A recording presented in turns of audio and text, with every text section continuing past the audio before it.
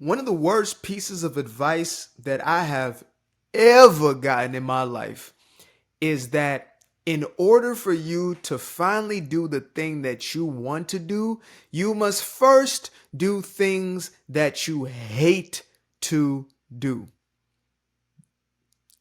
Terrible piece of advice. Terrible. The worst. And it's not just terrible because, it's absolutely off base and it is tragically depressing just in its own nature.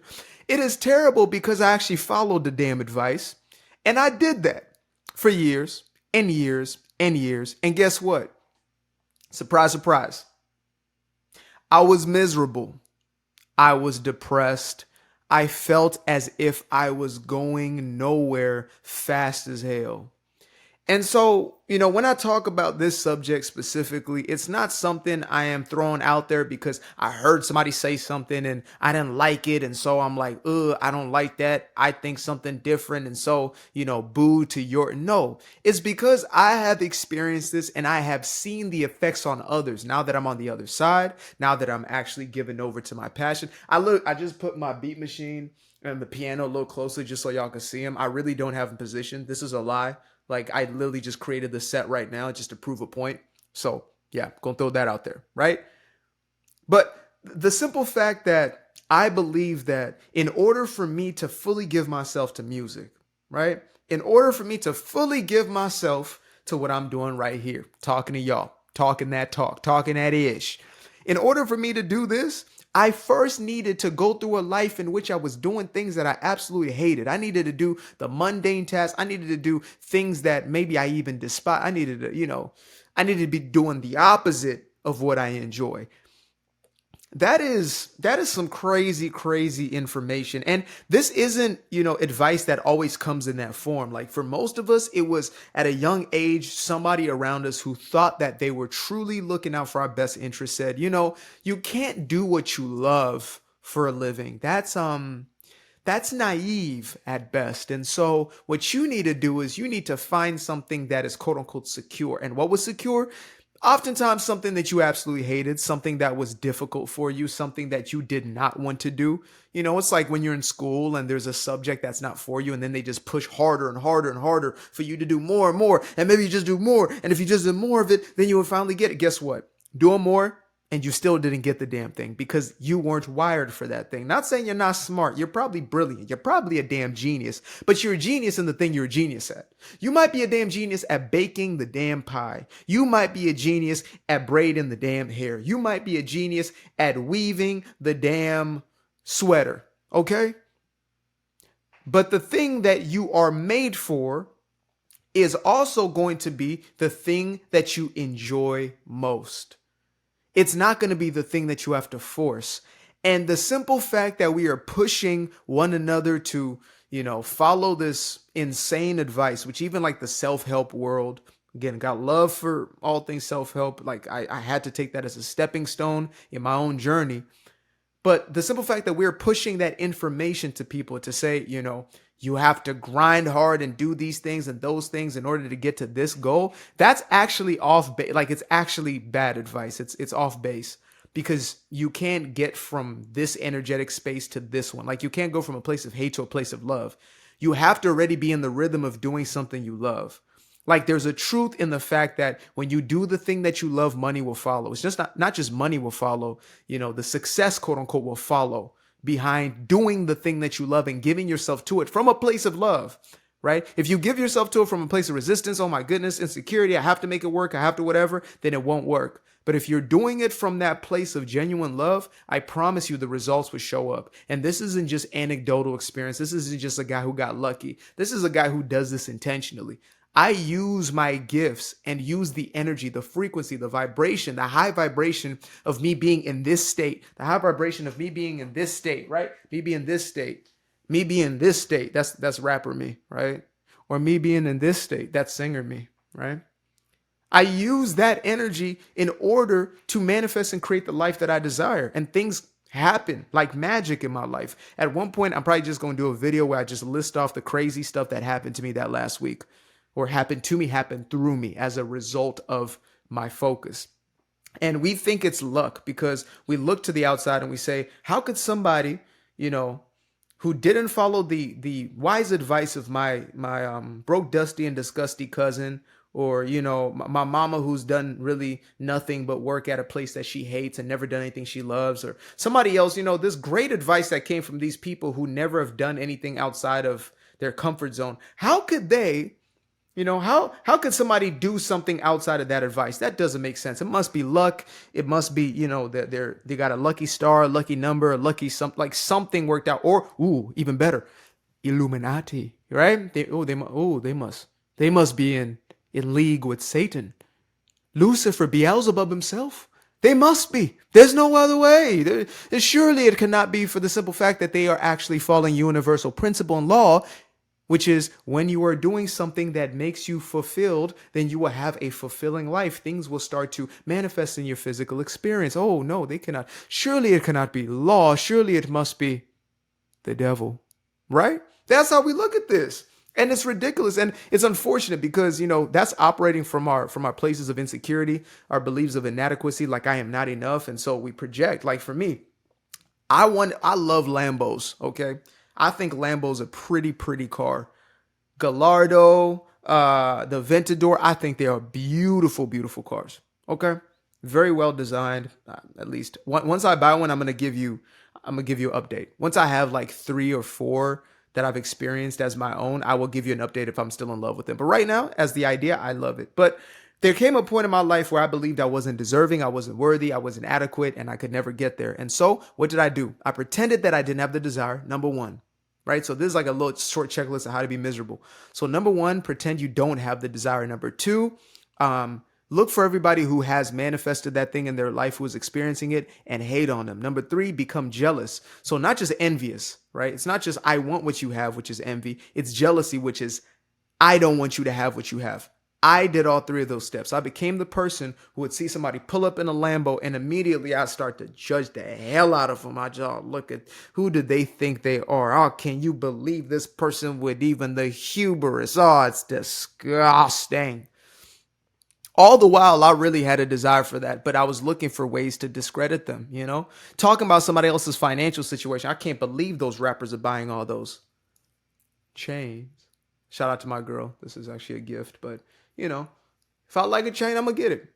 But then, no, I don't like that. It's disgusting, and it's they should be charitable with their money. Was I being charitable? Hell no. Maybe a few dollars here or there, but they need to be charitable because it's nothing more than insecurity manifest. Okay, that's a subject for another day. I always say that's a subject for another day, but today is the day. It ends up just being that day anyway. But yeah, we get in this place where, sorry, I'm steeping my little tea here. I'm a guy who keeps a tea bag in, by the way. I like my shit just dark, so that's all that is. Yeah, that's good stuff. Some Bigelow. Not sponsored yet, but, I'm looking to have my own tea brand. My actual government name is Tinashe. That's, before Wikipedia comes out, you can have it now if you watch this video. So, T for tea. T for tea. Anyway, you have been told that in order for you to finally do the thing you love, you must first do the thing that you hate. And it sounds like rational advice. It really does. On the surface, it sounds rational. It's like, how can I, if I want to paint for a living, I can't just paint. I can't just paint. Well, why not? Why can't you just paint? Because no, but you can't make my, oh, here we go. Thank you. Now we're getting there. Limiting beliefs.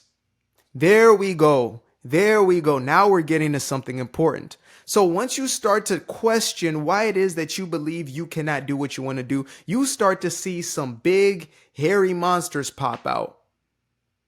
Maybe not as hairy as some others, but hairy enough. Like some of those just heebie-jeebie type of monsters that come up.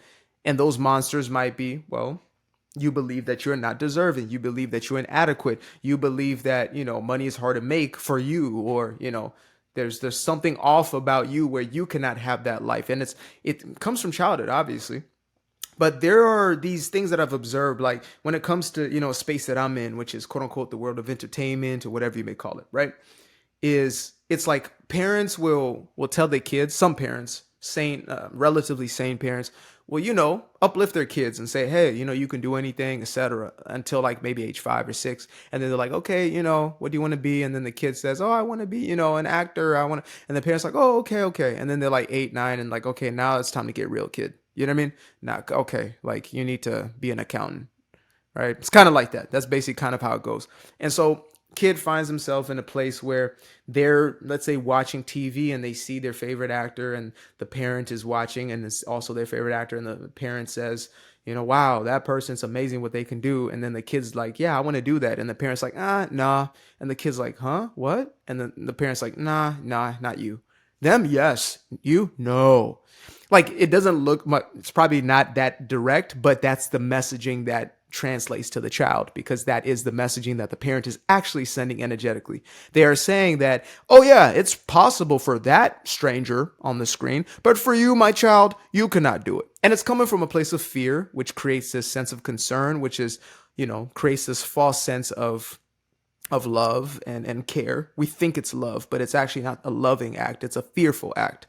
We think it's protecting the child or the family member, friend, whoever, but in truth, it is not protection. It is actually preservation of an ideal, right?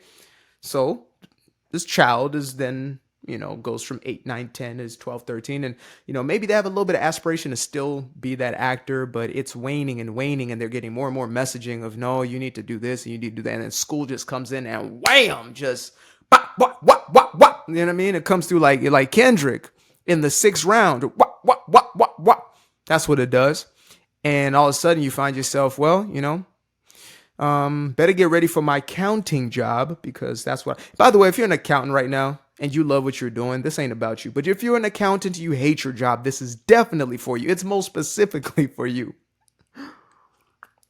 But if you're an accountant and you love your job, then kudos, hit me up actually, because I need a great accountant, because I'm going to be making zillions of dollars. So make sure to hit me up personally, and we can make some money together. You can tell me not to spend it, and then I'll spend it, and then you'll tell me, oh man, you shouldn't have spent it, and then we'll laugh about it. Okay? That's what we'll do. That's our agreement right there. So again, we get this terrible advice that actually contradicts our highest good. And it's funny because somebody who comes to mind right now, and often actually, quite frequently, is Paulo Coelho, who is the writer of a famous book by the name of The Alchemist. The Alchemist is one of the most famous books. I didn't know this at the time because it was one of the first quote unquote spiritual / self-help books I ever read. I was getting out of high school, had not read a damn thing besides Spark Notes and my friends' notes, and, just made things up in my head when I was taking those book report tests, or doing a book report, I guess. Book report test, is that a thing? And after high school, I started getting into self-help, personal development, and I read this book called The Alchemist. Very short book, a story form book, and it just captured my entire imagination. I don't know if it was so brilliant or because he put his magic spell, his allegiance to the devil, right? It was so compelling for me. And I didn't know at that time it was one of the most famous books in the world. I didn't know that, it had sold over 100 million copies or something like that, and made, gross more than $1 billion something as a book, as a short little book. And I eventually got a little insight into his story. And, Paulo Coelho did not write that book until he was like in his late 30s or 40s, because he was doing things he hated, for that entire time, until one time he was just like, and this isn't me mocking him. This is just him speaking. I do accents, by the way. Some of them terrible, some of them pretty good. Some of them can be excellent. And he says, I just wanted to write. All I wanted to do was to write. And when he was saying, it was so sincere, he said like he didn't give a damn about anything at that point. He just wanted to write. That's all that mattered to Paulo.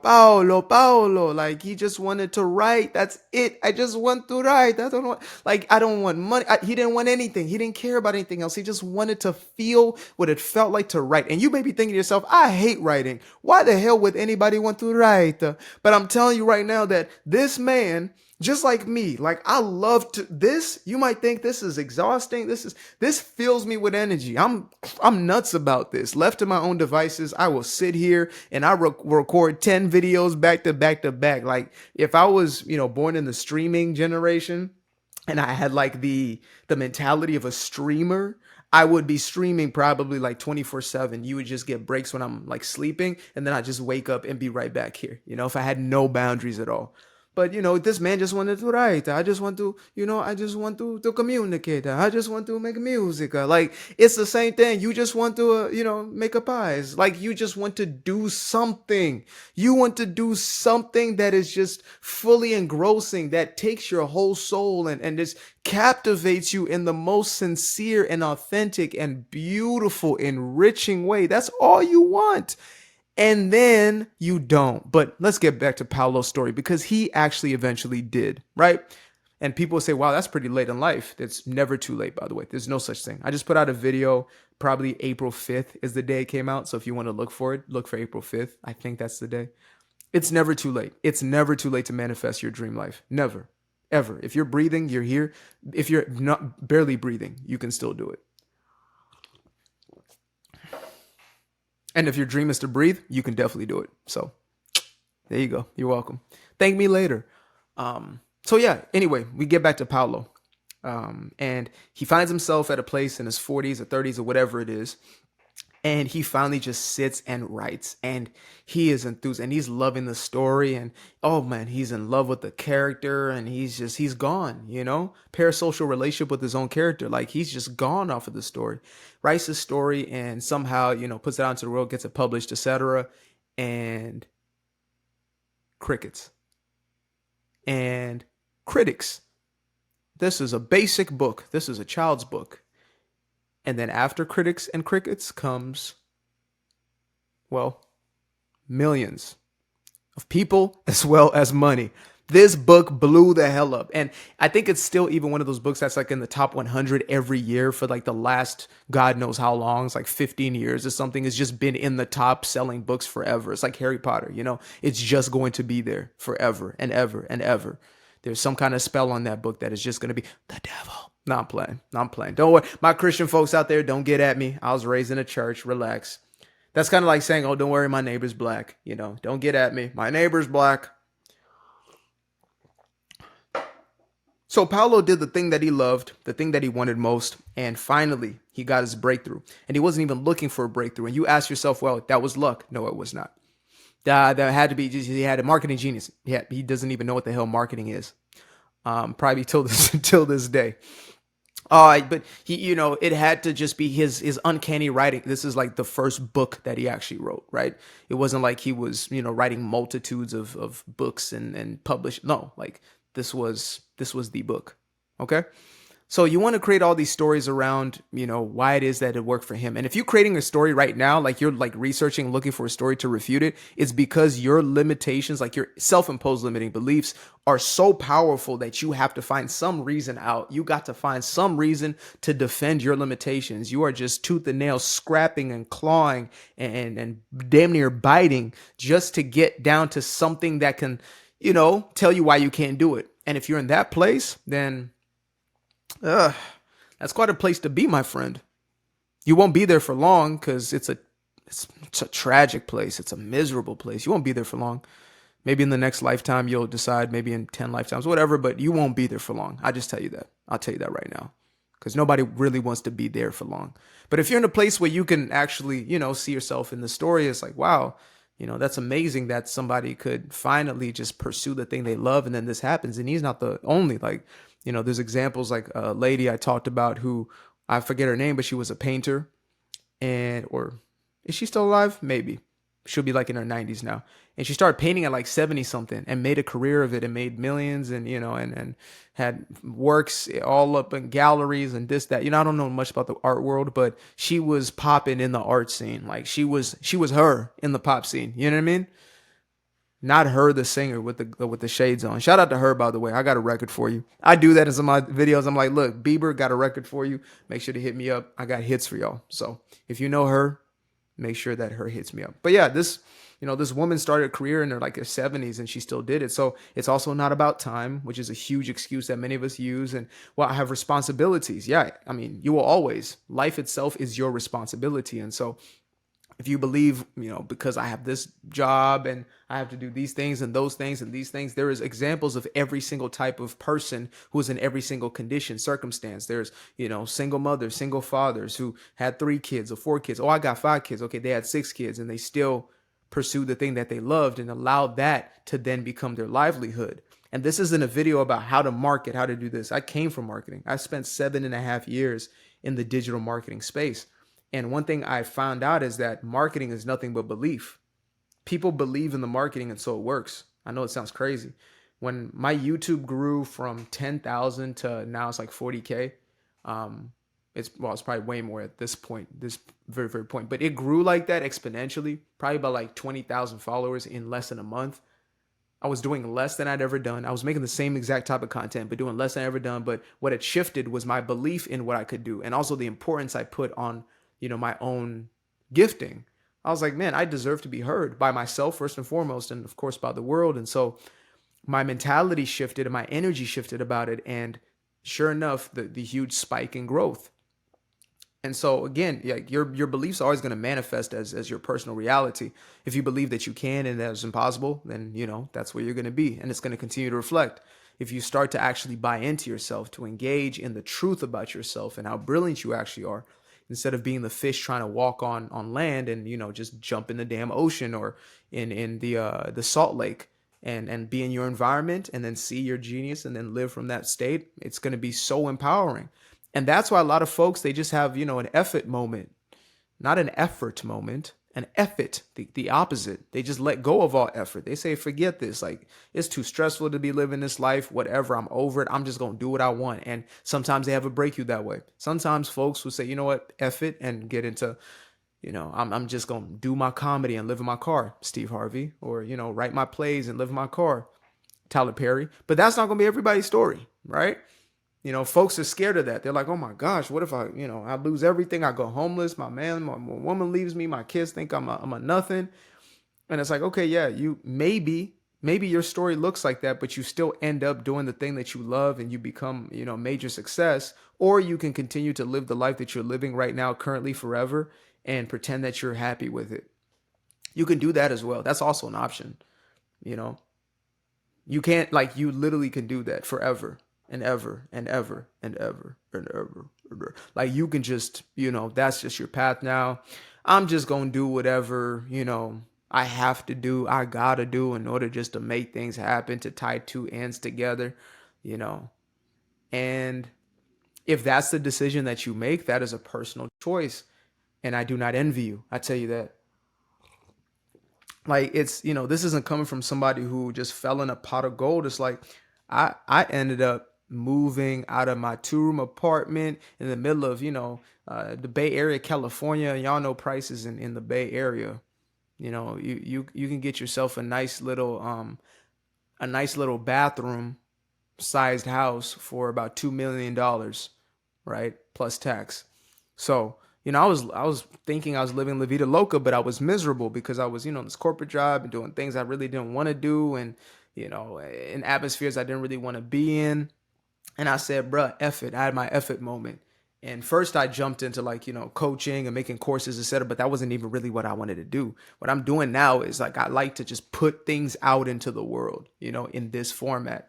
Will I be doing public events? Absolutely. Like music, doing shows, things of that nature. For this, doing, talking events, whatever it may be. Things that continue to unfold for myself. But, I had this, I'm done. And if this means I'm just going to move back in with my folks, at 27, 26 years old, I don't care. I'll do it. I'll do it because this ain't worth it. And that was the best decision I ever made. There were moments when I literally would look at my bank account and I'm like, and yet I felt the deepest sense of peace and satisfaction because I was doing what I loved. And now I'm on the other side where now things are showing up and manifesting quick as hell, like this. Wasn't long ago I made these decisions, y'all. Like, even when I was making YouTube, there were still times when I was fighting and battling. That's why my videos feel different now, because I am different. I'm in a different place. I'm in a place of freedom where I'm not afraid of life, because I know life truly has my back and life has your back. And that's why I can speak so confidently on this. Is like, I know when you jump, you're not just going, it's like, oh, you'll grow wings on the way down. You're going to jump and you're going to elevate. That's what happens when you jump. But when you stay on that edge, you forever live in fear because you're just looking down the whole time. And most people spend their whole lives looking down and hoping they were up. That's a bar right there. I don't know who heard that, like heard it. You heard what I said, but did you hear it though? Did you deep it? Did you peep it? Did you sweep it? Okay, yeah. Let me not go. Let me not go all the way there. Not right now. Y'all got to listen to the music in order to get them bars, like them bars. But we spend our lives looking down, fearful that we may fall, wishing as we look up. We look at the past and we look at the future. And so we miss this present moment where there is true power, in this present moment where there is fulfillment, there is satisfaction. And, we make promises to ourselves that we continue to break time and time again. Okay, once I finally do this, once I'm finally here, then I'm going to. Once I do this, then I'm going to. Once I do that, then I'm going to. I remember, I got into a lot of different ventures and stuff, trying to chase money, things that I wasn't really into. People that I have affection and love for, but nevertheless, they weren't really things I was into. And, one time we're working on a topical product. I'll just say that because I'm not going to give too much information about everybody else's business. I like to spill my own tea, not everybody else's. Okay. That's my style. So we built this little, we're building a company together or whatnot. And we ended up going to a manufacturer out in Sterling Heights. I might shout them out though, just, sponsor type thing or, show love. Brother named Mike from a place called Merit Manufacturing in Sterling Heights. If you're looking to get into product, absolutely best. This sounds like a commercial. I'm like, man, I'll go in on them commercials. But yeah, this individual is incredible individual. Much, much love for this brother right here, this man right here.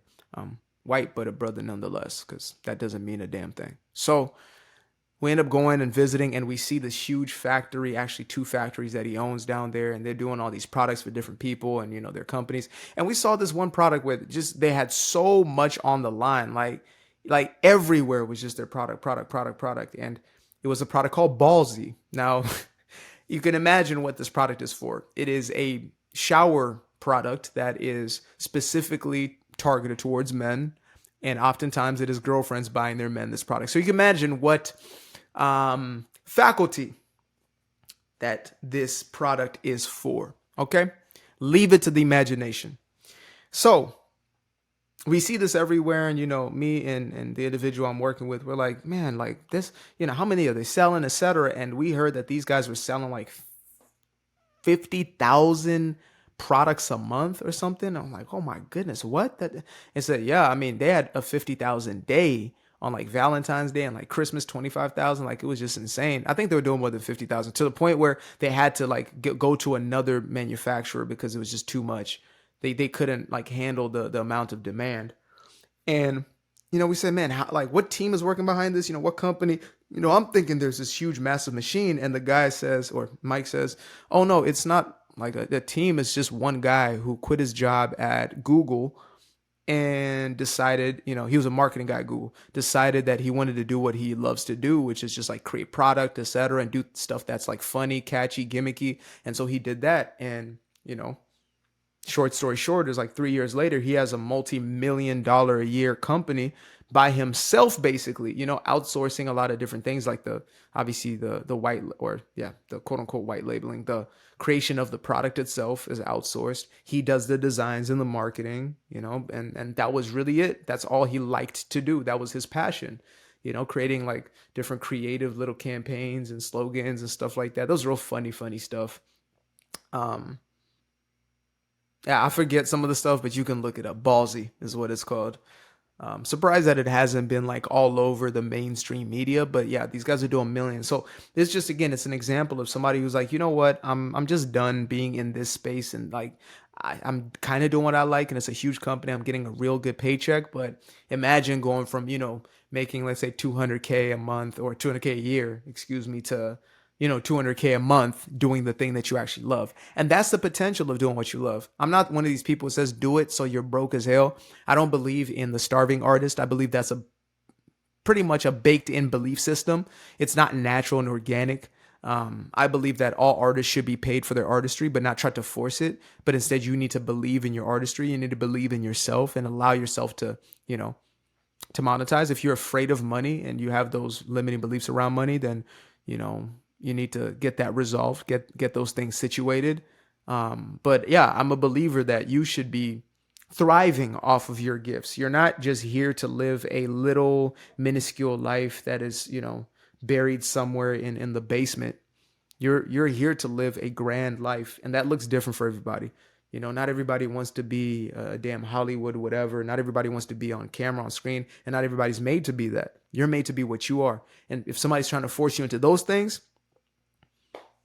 tell them to mind their own damn business, because you know what you're supposed to be doing. And that's the most important thing, is like all advice is nothing more than somebody else's opinion. All my advice is nothing else than my opinion. But I do believe that I have some opinions that could be extremely powerful to most people, because the opinion is simply to say, don't listen to the BS. Live your life fully. Like, trust your own inner voice. That's really my message. Know your power. Know that you can, and you're deserving of the things that you desire, that you're not here by mistake. It's not a random. It's not a random. What is that? Random? It's not a random. It's not a memorandum.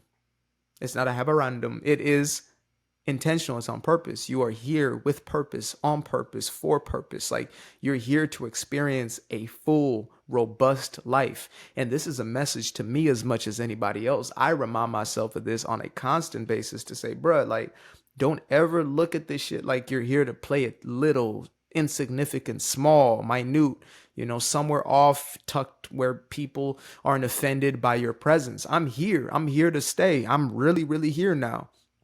Some people used to watch my content and be like, man, he needs more views, man. He did, slept on, because I believed I was slept on, because I slept on myself. I slept on myself like a Tempur-Pedic. Bars. Just giving them away for free nowadays. That's crazy. I slept on myself. I viewed myself as this big, and it's like, if people listen, that'll be amazing. But now I'm like, no, I know who I am, and I know what I'm here to do. I believe that I have product that is incredible and that will benefit the lives of everybody it touches. I do believe that. And even if you're not in a place of believing in what you have now, just know that the simple fact that you want to do what you want to do is enough. Like, we asked about, like, what's your credential? Like, what's your experience? What have you done? All that matters is the simple fact that you want to do the thing and that you have a desire for it. You have a passion for it. That's enough to carry you forward. There are people who made it to these major leagues of this and that simply off of that. I just wanted to do it. And so they got to that place because they simply wanted to do it. Now, me at 5'5.5", 5'5", I probably was not going to play in the NBA for long, or, if I did, it would have been, it would have not been enjoyable. You know what I mean? I loved basketball and I played a little bit in high school, Catholic school, shout out to Archbishop Mitty, legendary. But it was not my calling, and it was not something that I would enjoy. And so, many of us, again, we might be in spaces where we're like, no, but this is what I love. And it's like, is it actually? Many of us have just simply neglected the thing that we truly love most, of the things that we love most, because they seem so unreasonable.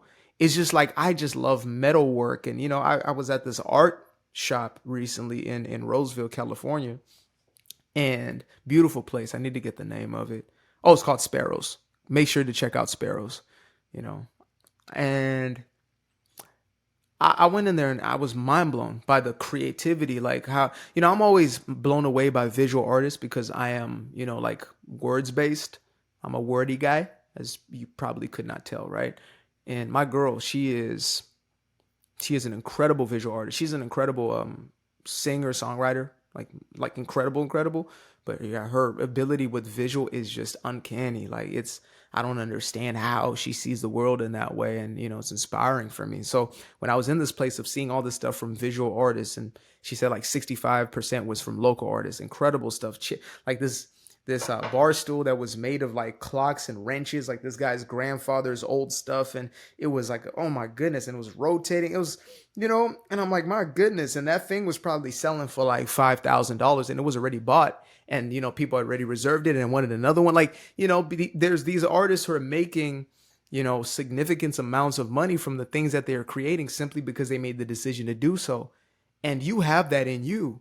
You just have to allow yourself. Like, we trip ourselves out and we freak ourselves out and we make it so big and daunting. And we hear these statistics, 80% of businesses fail in the first year or first 2 years. And then, the rest, 99 fail in the first 5 years. And what we don't consider is the fact that most people got into the business, did it from a place of fear and not knowing that, the thing that they love is going to carry them, that energy, that frequency is going to carry them. They came in with all their limitations. They came in with all their trepidations, with all their stories intact. And we have to work through those. Obviously, we're not just going to jump ship and, just be terrified just to be terrified. Like, it's still obviously doing the inner work, because that's the true work. And this is part of that. Like, you're listening to this is going to be a part of that awareness, and that, you obviously need to spend that time in isolation and really be, in a place of introspection, and allow yourself to get back to yourself, to come back to your true self. That's without a shadow of a doubt. But, again, my message here is simple and, straight to the point in 36 minutes, 40 minutes, right? Straight to the point in 40 minutes is do the thing that you love most. Do the things that you love most, and they will carry you. They will always carry you. And if anybody tells you otherwise, it's simply because that's their belief and that's what they're holding on to. And you can let people have their beliefs. Like, nowadays, I'm that guy. Somebody comes to me with their limiting belief and they're like, oh, you can't do this. And I'm like, no, yeah, you're right. You can't do that. You can't do that because you say so. I can do it, but, obviously you're the one who believes you cannot, so you can't. Maybe that's the pettiness in me. Maybe it's me just being straight up. But if you want to believe that for yourself, I'm not going to hold you from doing that. I ain't going to hold you. But as far as me, I'm going to do it. And I'm going to do it again. And I'm going to do it again. I'm going to do it again. I'm going to keep winning. I'm going to keep winning. I'm going to keep winning. And that's all there is to it. And nobody can stop it. And nobody will stop it, because nobody can stop it, because I'm the one making the decision. I am the captain of this ship now. You understand me? So that's all there is. Goodbye. Fell